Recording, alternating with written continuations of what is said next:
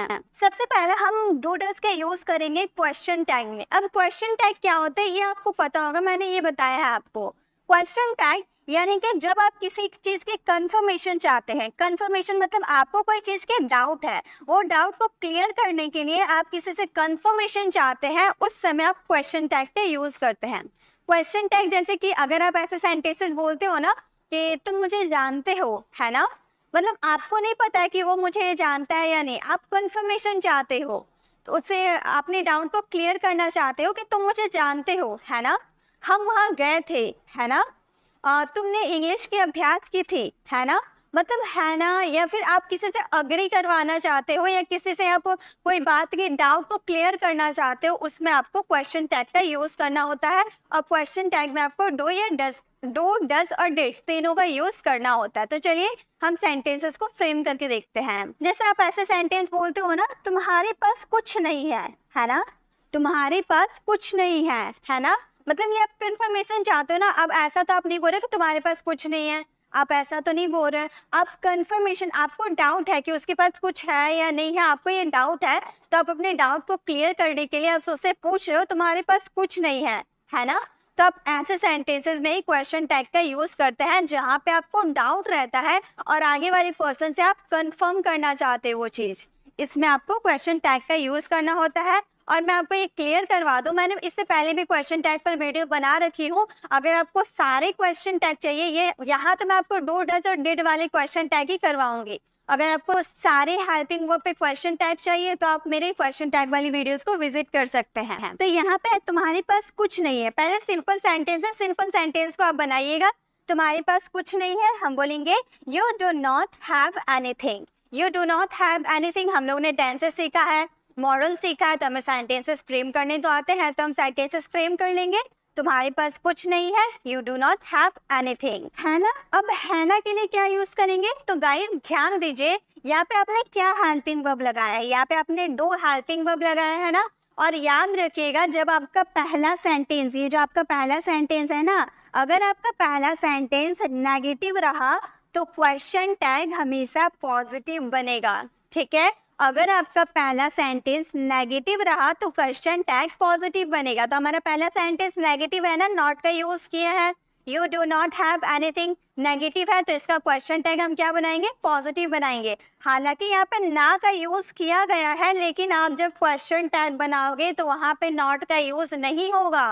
क्यों नहीं होगा, क्योंकि आपका ये पहला सेंटेंस ही नेगेटिव है, तो बाद वाला सेंटेंस पॉजिटिव होगा। हम हेल्पिंग वर्ब लगा देंगे, उसके बाद जिससे हम कंफर्मेशन चाहते हैं उसका जिक्र कर देंगे, यानी कि you do not have anything, do you, तुम्हारे पास कुछ नहीं है ना। नेक्स्ट, वह भी तुम्हारे साथ नहीं खेलता है ना।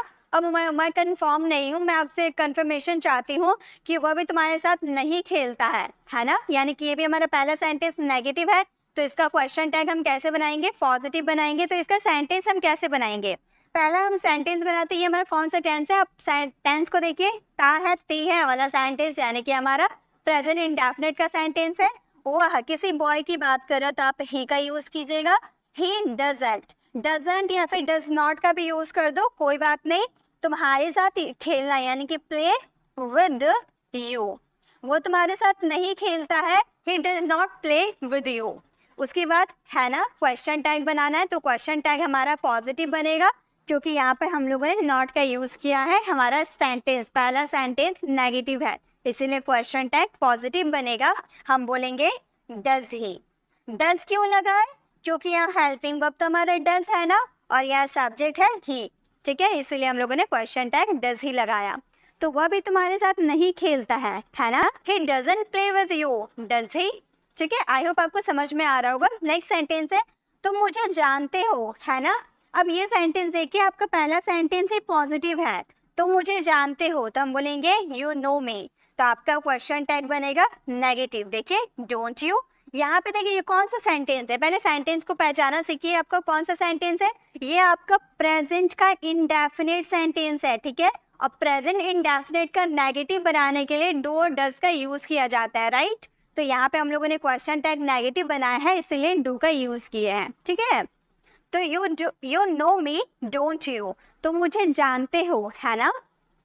नेक्स्ट है, तुम स्कूल जाते हो, है ना। ये भी हमारा पहला सेंटेंस पॉजिटिव है, देन क्वेश्चन टैग इसका नेगेटिव बनेगा। तो ता है ती है यानी कि प्रेजेंट इंडेफिनिट का सेंटेंस है।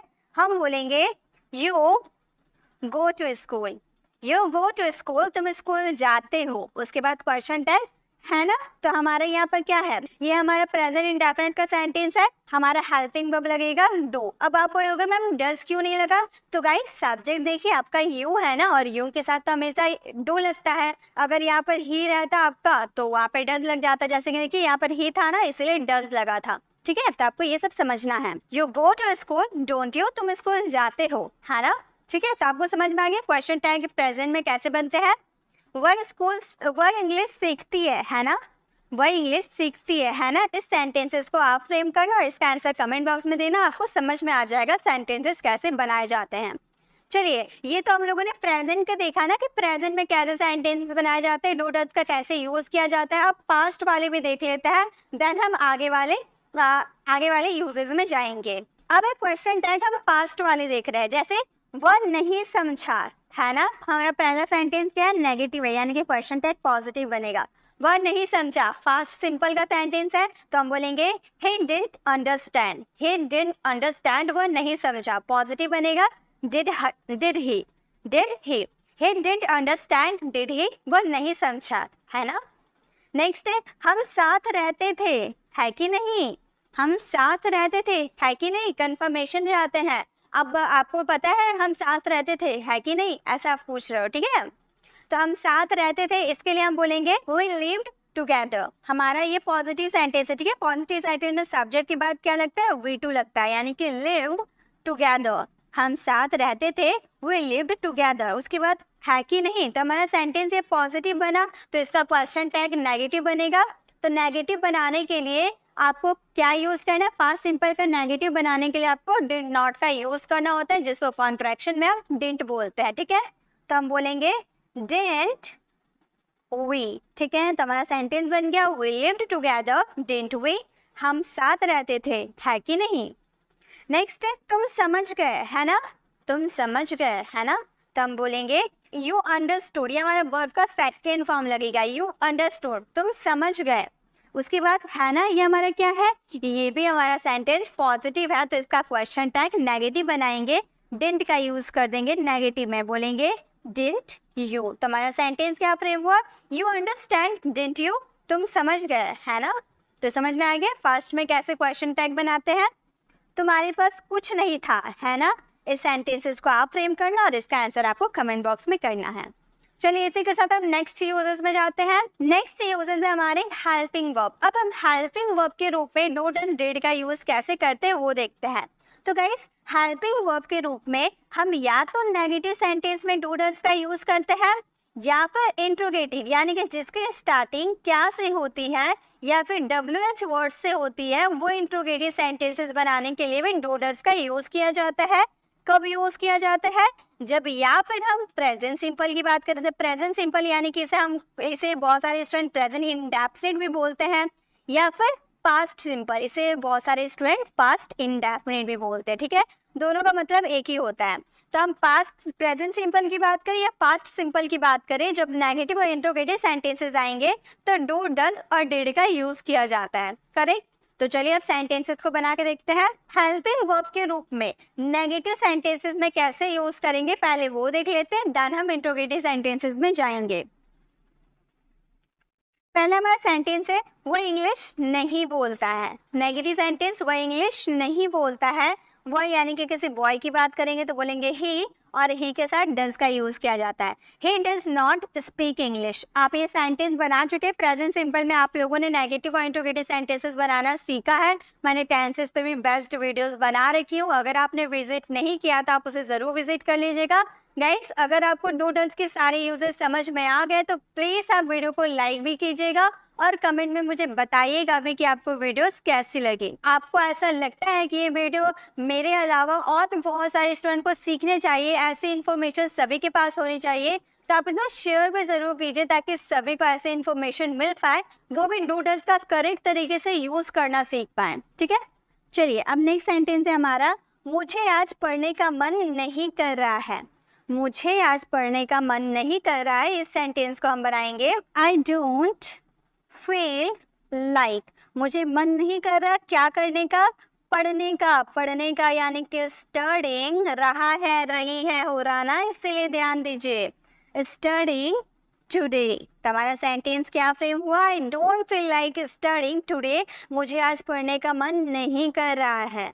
ठीक है, नेक्स्ट है मैंने गाना गाया। मैंने गाना गाया पास्ट हमारा सेंटेंस है, तो पास्ट में हम लोग डूडल्स का यूज नहीं कर सकते, हम यूज करेंगे डिड का, और डिड के साथ नॉट लगा देंगे तो डिडंट हो जाएगा। मैंने गाना नहीं गाया, I didn't sing a song. I didn't sing a song, मैंने गाना नहीं गाया। उसने पढ़ाई नहीं किया, उसने यानी कि किसी बॉय की बात करेंगे और बॉय के साथ डिडंट का यूज करेंगे। He didn't study, he didn't study, उसने पढ़ाई नहीं किया, ही डिडंट स्टडी। नेक्स्ट है उसने अभ्यास नहीं किया। इस सेंटेंसेस को आप फ्रेम करना और इसका आंसर कमेंट बॉक्स में करना, ताकि आपको भी ये समझ में आ जाए कि आपने जो सीखा है वो सही सीखा है या नहीं। इसलिए जो मैं आपको होमवर्क देती हूँ ना, उसे आप ज़रूर सॉल्व किया कीजिए, ताकि आपको भी ये समझ में आए कि मैंने जो आपको समझाया है इतनी मेहनत करके, आपको वो समझ में आया है या नहीं। ये समझने के लिए आपको प्रैक्टिस तो करनी होगी, तो आप सेंटेंसेस के थ्रू प्रैक्टिस कर सकते हैं। अब हम हेल्पिंग वर्ब का यूज देखेंगे इंट्रोगेटिव सेंटेंस में। इंट्रोगेटिव सेंटेंसेस में हम इसका यूज कैसे करते हैं, जैसे अगर आपका सेंटेंस आए क्या आपको आम पसंद है। इंट्रोगेटिव सेंटेंसेस की स्टार्टिंग ही क्या से होती है। देखिए इंट्रोगेटिव सेंटेंसेस में बहुत तरीके के होता है। एक होते हैं इंट्रोगेटिव सेंटेंस जिसकी स्टार्टिंग क्या से होती है, एक होते हैं इंट्रोगेटिव नेगेटिव सेंटेंसेस, यानी कि इंट्रोगेटिव तो रहेंगे, स्टार्टिंग क्या से तो होगी और बीच में नहीं का भी जिक्र किया रहता है। एक होता है WH वाले इंट्रोगेटिव सेंटेंस जिसकी स्टार्टिंग WH वर्ड से की जाती है, देन हम हेल्पिंग वर्ब का यूज करते हैं। एंड एक होता है WH नेगेटिव सेंटेंसेस, यानी कि WH फैमिली वर्ड्स का भी यूज करना है, डूडल्स का भी यूज करना है और साथ में नॉट का भी यूज करना है। ठीक है, तो उतने ज़्यादा कंफ्यूजन आपको होने की ज़रूरत नहीं है। ये मेरी आप टेंसेस वाली वीडियोस में विजिट कर सकते हैं, उसमें भी आपको ये बहुत ही अच्छे से समझ में आ जाएगा। ठीक है, जैसे कि क्या तुम वहाँ नहीं जाते हो।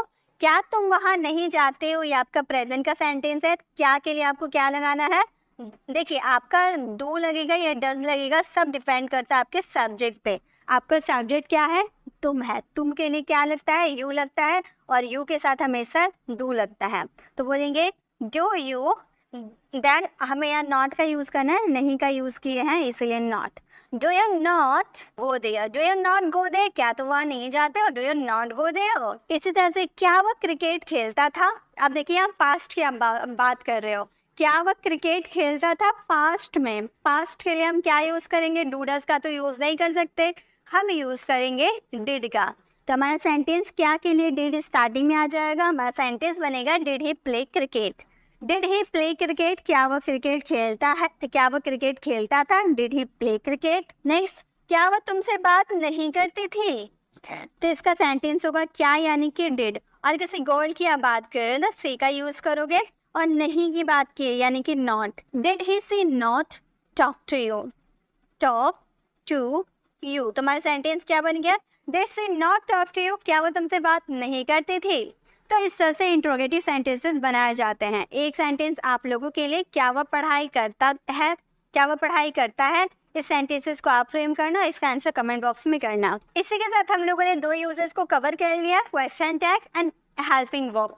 नेक्स्ट हमारे यूजेस है इनफैटिक सेंटेंसेस। इनफैटिक सेंटेंसेस क्या होते हैं, जिस पे हम इम्फेसाइज करते हैं, क्या करते हैं, जोड़ देते हैं, कोई सेंटेंसेस में जोड़ देते हैं, एम्फेसाइज करते हैं, वो सेंटेंसेस हमारे एम्फेटिक सेंटेंसेस होते हैं।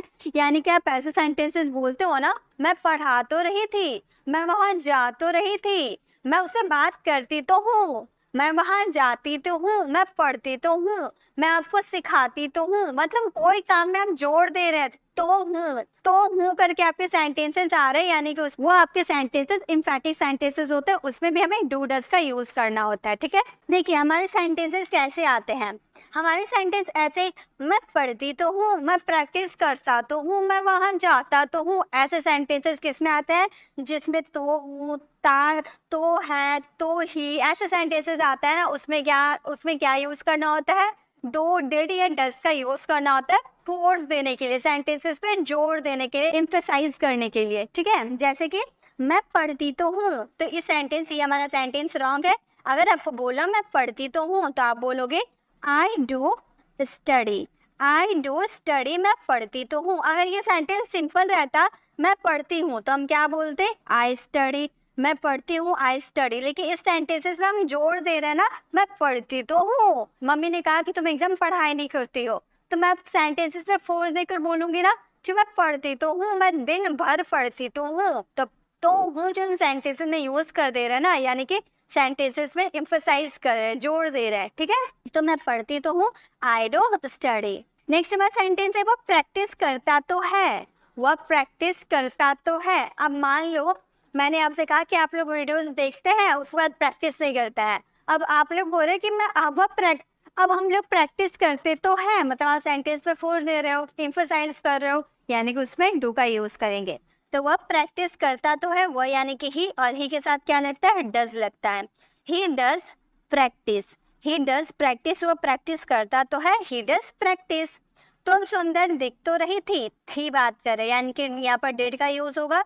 हम बोलेंगे you did look beautiful, you did look beautiful, तुम सुंदर दिख तो रही थी, वह स्कूल जाती तो थी, she did go to school, she did go to school, वह स्कूल जाती तो थी।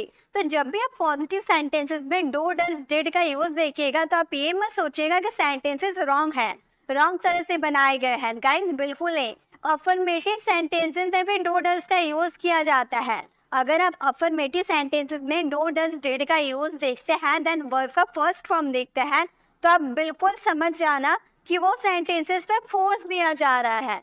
तभी अफर्मेटिव सेंटेंसेस में डू डज डिड का यूज हुआ है।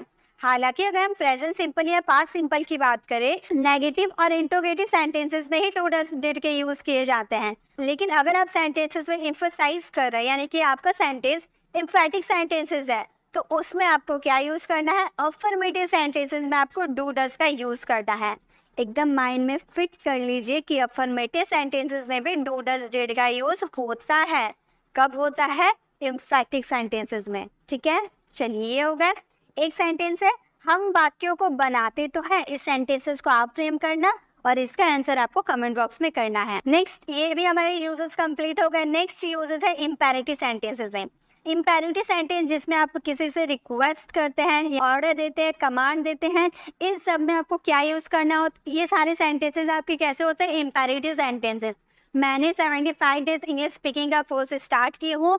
डे 1 में हम लोगों ने इम्पेरेटिव सेंटेंसेस को ही कवर किया है, क्योंकि अगर इंग्लिश बोलने की शुरुआत करनी है तो शुरुआत ही आपको इम्पेरेटिव सेंटेंसेस से करनी होगी, क्योंकि शुरुआत करना है इजी टॉपिक से, और इजी टॉपिक है हमारे इम्पेरेटिव सेंटेंसेस, और सबसे ज़्यादा यूजफुल भी सेंटेंसेस उसी से बनते हैं, तो आप उसे ज़रूर विजिट कीजिएगा। तो इम्पेरेटिव सेंटेंसेस में आप किसी को ऑर्डर देते हैं, कमांड देते हैं, एडवाइस देते हैं, या फिर हम किसी से रिक्वेस्ट करते हैं, इस सारे सेंटेंसेस हमारे इम्पेरेटिव सेंटेंसेस हैं।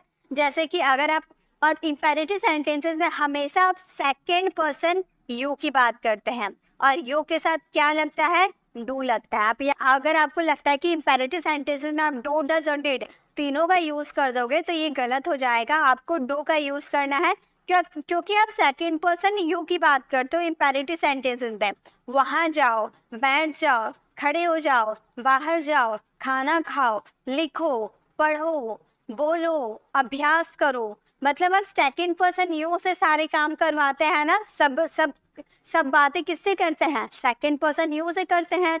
तो यू के साथ क्या लगता है, डू लगता है। यानी कि आपको अगर आप इसके डू डज का यूज करना है, तो आप इम्पेरेटिव सेंटेंसेस में हमेशा डू का यूज होगा, ठीक है। चलिए सेंटेंसेस बनाते हैं। जैसे इंग्लिश जरूर बोलना, अगर इसका सिंपल सेंटेंस अगर बोले तो हम बोलेंगे इंग्लिश बोलो। ऐसे ही तो हमारे इम्पेरेटिव सेंटेंसेस होते हैं, इंग्लिश बोलो तो हम बोलेंगे, सिंपल बनाएंगे स्पीक इंग्लिश, इंग्लिश बोलो, स्पीक इंग्लिश। लेकिन अगर आपको बोलना हो, सेंटेंस में थोड़ा फोर्स देकर बोलना हो, इंग्लिश जरूर बोलो, वहाँ जरूर जाओ, कल जरूर आना, मुझसे बात जरूर करो, अभ्यास जरूर करो, पढ़ाई जरूर करो, मतलब कोई काम करो, जरूर करो। ऐसे वाले सेंटेंसेस आपके होते हैं इम्पेरेटिव सेंटेंसेस, जिसमें आपको डू का यूज करना होता है, ठीक है। तो यहाँ पे आप बोल रहे हैं इंग्लिश जरूर बोलो, तो आप बोलोगे do speak English. Do speak English, English जरूर बोलो। तो यहाँ सिंपल सेंटेंस इंग्लिश बोलो, बोलेंगे स्पीक इंग्लिश, जिसमें वी1 प्लस ऑब्जेक्ट लगता है, लेकिन अगर जरूर की बात करेंगे तो डू पहले लग जाएगा। डू स्पीक इंग्लिश, इंग्लिश जरूर बोलो। कल जरूर आना, कल जरूर आना, तो हम बोलेंगे do come tomorrow. Do come tomorrow, कल जरूर आना, डू कम टुमारो। ठीक है। नेक्स्ट है वहां जरूर जाना। वहां जरूर जाना बोलेंगे डू गो देयर।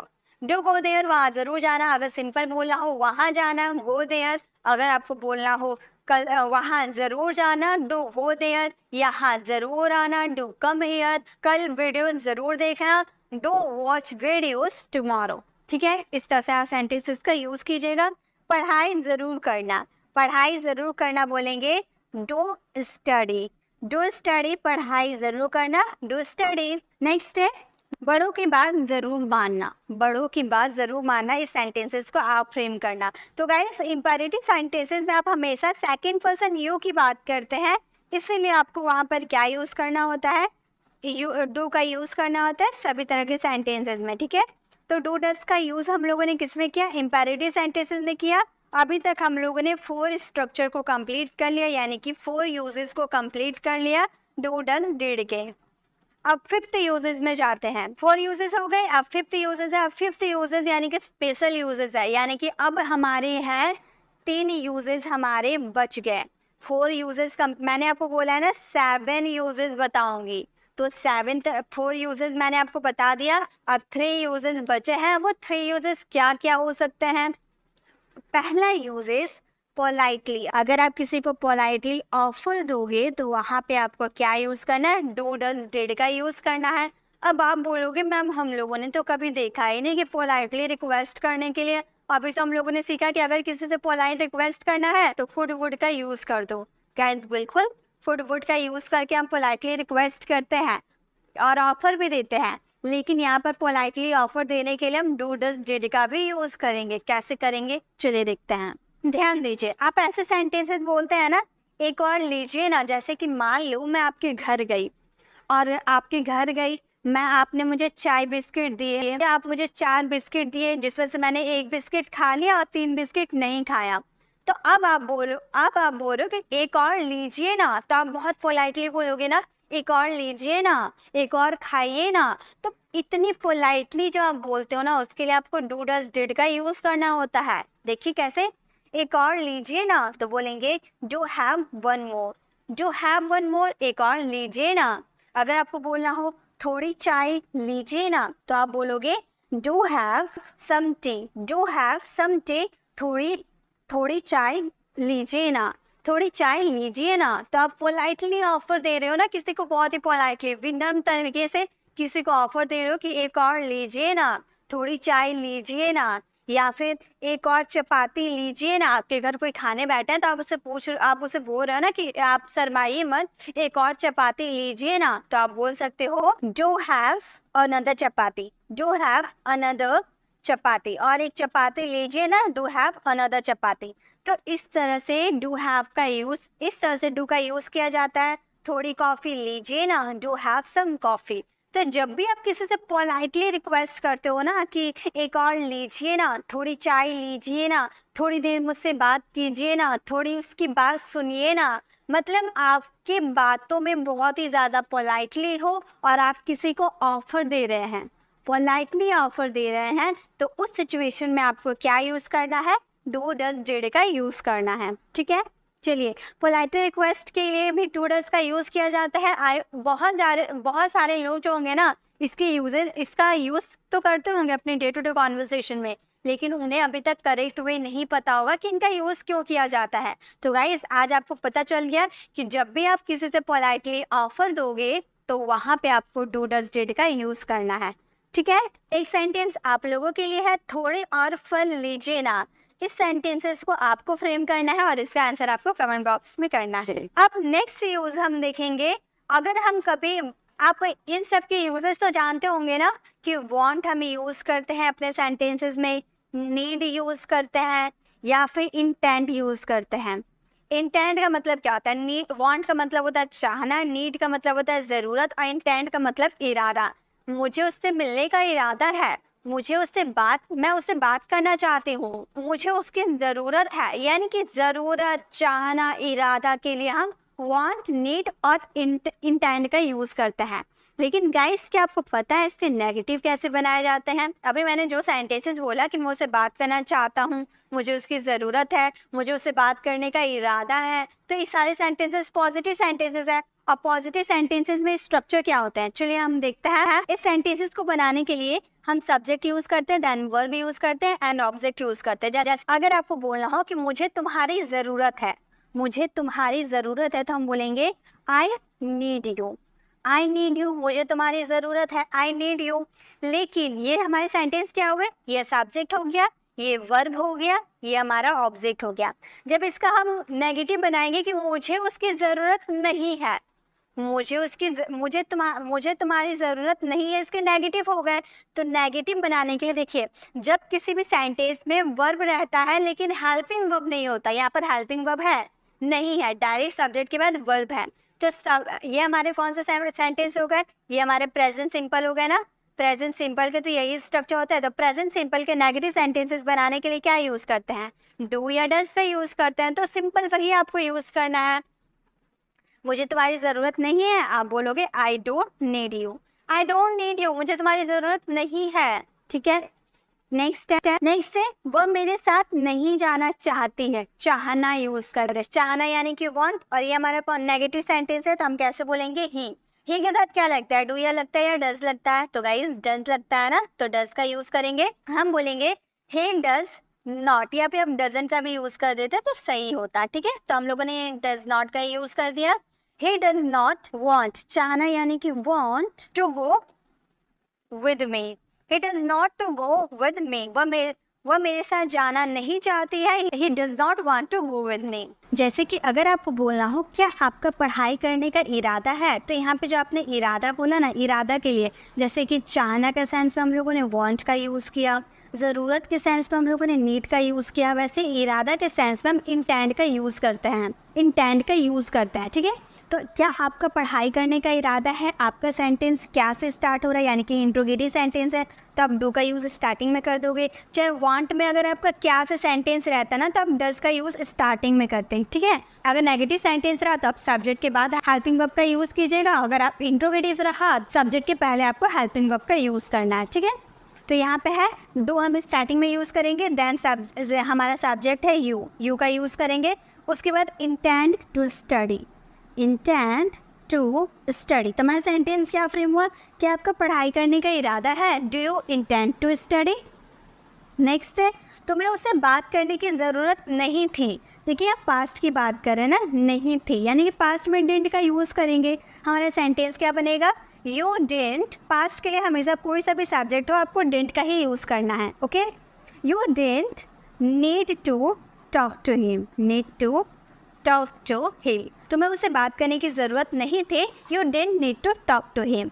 नेक्स्ट है क्या आप पढ़ाई करना नहीं चाहते हो? क्या आप पढ़ाई करना नहीं चाहते हो? इस सेंटेंसेस को आप फ्रेम करना और इसका आंसर आपको कमेंट बॉक्स में करना है। ठीक है, नेक्स्ट यूजेस को हम देखते हैं। Next and the last uses है जब आप कोई वर्ब को रिपीट नहीं करना चाहोगे, मतलब एक ही वर्ब आपको बार बार बोलना नहीं पड़े, इससे बचने के लिए आपको डू डज डिड का यूज़ करना होता है। किस तरह यूज़ करना होता है चलिए वो देखते हैं। जैसे आप ऐसे सेंटेंसेस बोलते होंगे ना, मैं भी उतना ही जानता हूँ जितना कि आप जानते हो। मान लो आगे वाला पर्सन आपको बोलता है कि आप तो बहुत कुछ जानते हो, बहुत ज्ञानी हो, तो मैं बोल रही हूँ कि मैं भी उतना ही जानती हूँ जितना कि आप जानते हो। तो दोनों सेंटेंसेस में एक्शन क्या हो रहा है? जानने का एक्शन हो रहा है ना, यानी कि यहाँ पर दो बार वर्ब लगेगा। जानने के सेंस में दो बार वर्ब लगेगा, तो यहाँ दो बार वर्ब ना लगे, इससे बचने के लिए हम डू डज डिड का यूज़ करते हैं। यानी कि सेंटेंस को लेंथी ना बनाने के लिए हम डू डज डिड का यूज़ करते हैं। कैसे? मैं भी उतना ही जानता हूँ, सिंपल सेंटेंस आप बोलोगे I know as much as. I know मैं भी जानता हूँ, आई नो उतना ही जितना कि, एज मच एज उतना ही जितना कि, इसके लिए मैंने आपको कंजंक्शन में बताया है एज मच एज। ठीक है, आप जानते हो, यू नो यहाँ पर लिखना चाहिए ना, आप जानते हो यानी कि यू नो, लेकिन नो तो हम लोगों ने पहले वर्ब के रूप में यूज़ कर दिया है ना, तो ये जो नो है उसको दोबारा यूज़ ना करना पड़े उसके लिए हम लोगों ने यू के साथ डू का यूज़ कर दिया। ठीक है, नो वर्ब को दोबारा ना लिखने के लिए बहुत ही अटपटा सा सेंटेंस बन जाता है, I know as much as you know. इस तरह से ना बोलकर हम इस तरह से बोल सकते हैं, I know as much as you do. थोड़ा सा एडवांस टाइप में इंग्लिश हो जाती है, तो इस तरह से आप एक ही वर्ब को रिपीट ना करो, इसके लिए आप डू डज डिड का यूज़ कर सकते हो। ठीक है, नेक्स्ट है मुझे क्रिकेट खेलना पसंद है। हाँ, मुझे भी क्रिकेट खेलना पसंद है। मान लो आप अपने फ्रेंड से बोल रहे हो कि मुझे क्रिकेट खेलना पसंद है, तो आपका फ्रेंड भी बोल रहा है हाँ मुझे भी क्रिकेट खेलना पसंद है, तो यहाँ दोनों एक्शन क्या हो रहा है, क्रिकेट खेलने का एक्शन हो रहा है ना। तो इस सेंटेंस में बोलेंगे मुझे क्रिकेट खेलना पसंद है, आप बोलोगे I like to play cricket. I like to play cricket, मुझे क्रिकेट खेलना पसंद है। अब आपका फ्रेंड क्या बोल रहा है, हाँ हाँ यानी कि यस मुझे भी क्रिकेट खेलना पसंद है। तो अब मुझे भी क्रिकेट खेलना पसंद है, सेंटेंस पूरा लेंथी हो जाएगा, बोलना पड़ेगा I like to play cricket, पूरा सेंटेंस दोबारा बोलना पड़ेगा। इसीलिए शॉर्ट फॉर्म में हम बोल देंगे आई डू। आई डू का मतलब भी हो गया मुझे भी खेलना पसंद है। ठीक है, तो ये लॉन्ग सेंटेंसेस बनाने से बचने के लिए आप इस तरह से यूज़ कर सकते हैं डू डज डिड का। आई के साथ डू लगता है ना, अगर आप यहाँ पर ही का यूज़ करते तो ही के साथ डज का यूज़ करते, अगर पास्ट रहता तो पास्ट के लिए डिड का यूज़ करते। ठीक है, ज़्यादा कुछ नहीं है, बस यही समझना है। I like to play cricket, yes I do, मुझे भी क्रिकेट खेलना पसंद है, हाँ मुझे भी क्रिकेट खेलना पसंद है। ठीक है, नेक्स्ट है मैं घर जाना चाहता हूँ। मैं घर जाना चाहता हूँ, इस सेंटेंसेस को हम कैसे बनाएंगे, हम बोलेंगे I want to go home. I want to go home, I want to go home, मैं घर जाना चाहता हूँ। इसलिए के लिए स्लो का यूज़ करेंगे, मैं भी घर जाना चाहता हूँ। अब दोबारा सेंटेंस को बोलना पड़ेगा ना, मैं भी घर जाना चाहता हूँ, I want to go home too, इस तरह से हमें बोलना पड़ेगा। इसीलिए हम लोगों ने सिंपल क्या बोलेंगे हम लोग डू आई बोल दिए, मतलब हो गया मैं भी घर जाना चाहती हूँ, मैं भी घर जाना चाहता हूँ। ठीक है, तो ये एक तरह से सो डू आई हमारा फ्रेजेस भी होते हैं, ये मैंने आपको फ्रेजेस वाली वीडियोस में बता रखी हूँ। तो मैं भी घर जाना चाहता हूँ, I want to go home, इसलिए मैं भी घर जाना चाहता हूँ, सो डू आई। ठीक है, तो इस तरह से एक ही वर्ब को रिपीट करने से बचने के लिए आप डू डज डिड का यूज़ कर सकते हैं। नेक्स्ट है मैं पढ़ना चाहता हूँ, इसलिए वो भी पढ़ना चाहता है। इसका आंसर आपको कमेंट बॉक्स में करना है। ठीक है, तो इसी के साथ हम लोगों ने डू डज डिड के 7 यूजेस को कवर किया। पहला हमारा था क्वेश्चन टैग, जिसमें हम कंफर्मेशन चाहते थे। सेकंड था हेल्पिंग वर्ब, जिसका यूज़ हम प्रेजेंट सिंपल और पास्ट सिंपल के नेगेटिव और इंट्रोगेटिव सेंटेंसेस बनाते हैं।